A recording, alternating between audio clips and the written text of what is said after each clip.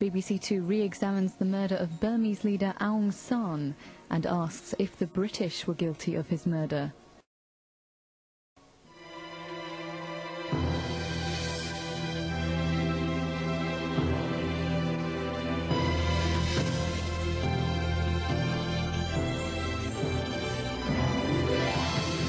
"50 years ago, this man was leading Burma towards independence from Britain.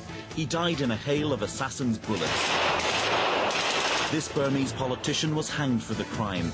But did he and his gunmen really act alone, or were shadowy elements of the British establishment behind the plot?"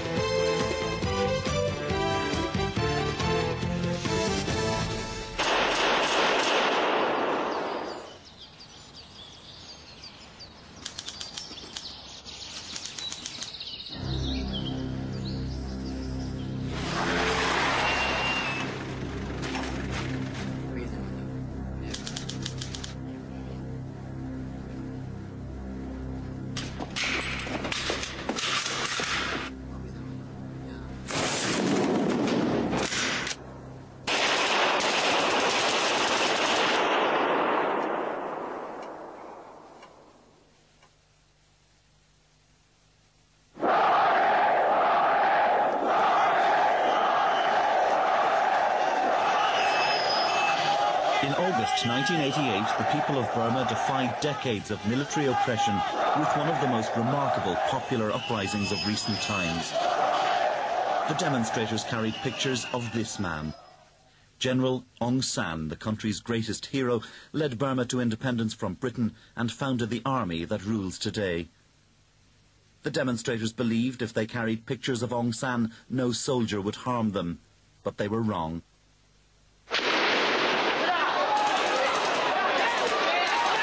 It's estimated that as many as 10,000 people were killed in the bloody slaughter that followed. But from the ashes of repression emerged a leader whose popularity was to gravely threaten the generals in Rangoon. Her name was Aung San Suu Kyi, daughter of the hero Aung San.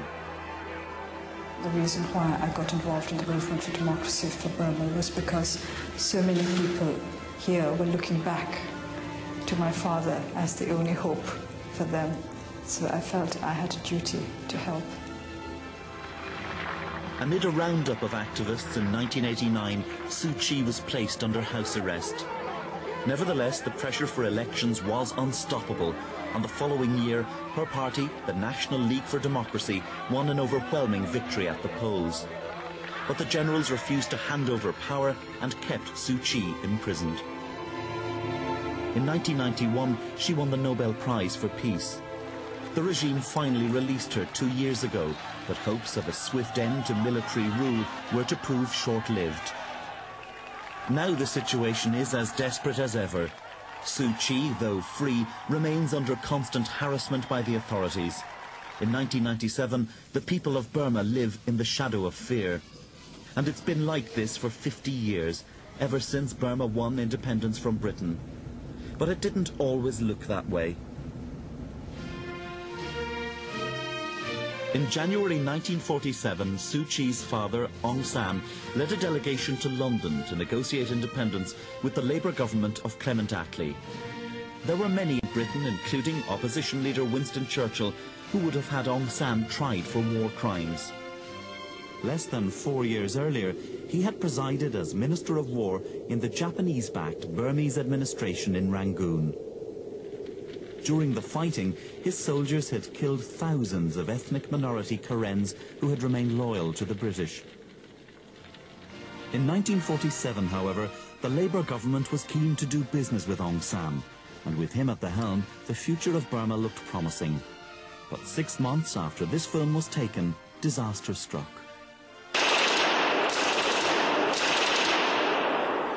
On the 19th of July 1947, Aung San was chairing a meeting of his cabinet when 3 gunmen burst in and opened fire. Aung San died later in hospital.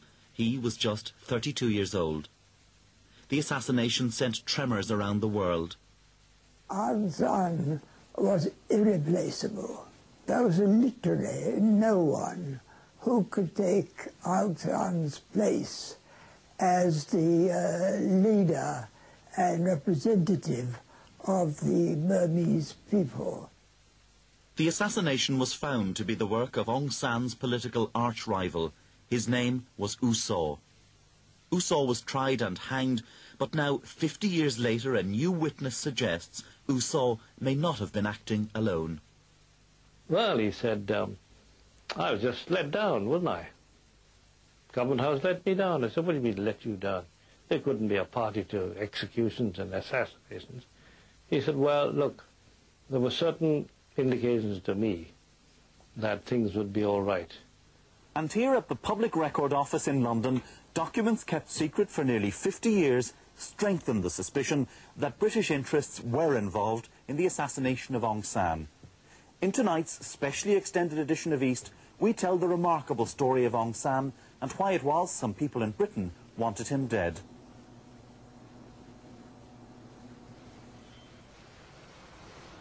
To make this film, we travelled to Rangoon. We had to go undercover because in Burma, perhaps more than anywhere else in the world, the past is the present. The ruling junta did not cooperate with our film about the founder of their national army. Many of Aung San's friends and colleagues who spoke to us were running considerable risks, even though they were talking of events 50 years ago and more. If only he was not assassinated, Burma will not get into such trouble, I think. For decades after Aung San's death, 10:37 on the morning of the 19th of July was the moment when all Burma stopped, remembered the country's greatest hero, and wept. I felt my heart sank. Everybody in Rangoon, when we heard that, we just couldn't speak to one another. When they have carried out Aung San's corpse with stretchers, I passed just inside the secretary compound, and one secretary of the government ministry, Uchanda, made a remark.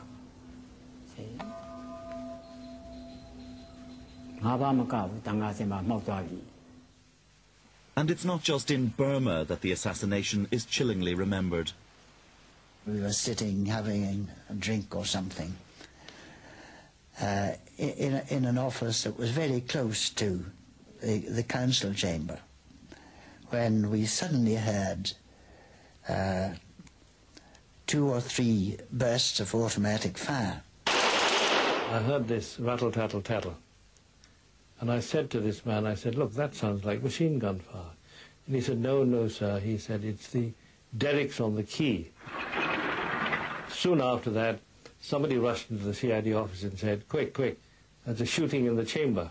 There was blood everywhere, quite frankly, and blood of a kind I'd never seen before, because the guns had been fired at very close quarters. There were bits of entrails, and parts of the table had been destroyed by the fire. There were sandals that had been kicked off, lying in the blood. I saw Aung San's body. He was the only one I could see because the room was full of smoke caused by this firing. The government in London was notified immediately. This was the very worst Saturday afternoon I can remember in all my life. I was rung up from my office and told by my secretary that there was an urgent message for me from the governor of Burma. And the message, of course, was that the cabinet had been assassinated. Suspicion soon centred on a rival politician, U Saw. U Saw had been Prime Minister before the war, but was now seeing power slip from his grasp. The assassins were spotted returning to U Saw's lakeside house in North Rangoon. That afternoon, the CID swooped to make an arrest. As soon as I went, he was sitting down in a chair, in a vest and a lungi, and he was drinking something which turned out to be whiskey. And as I went in there with my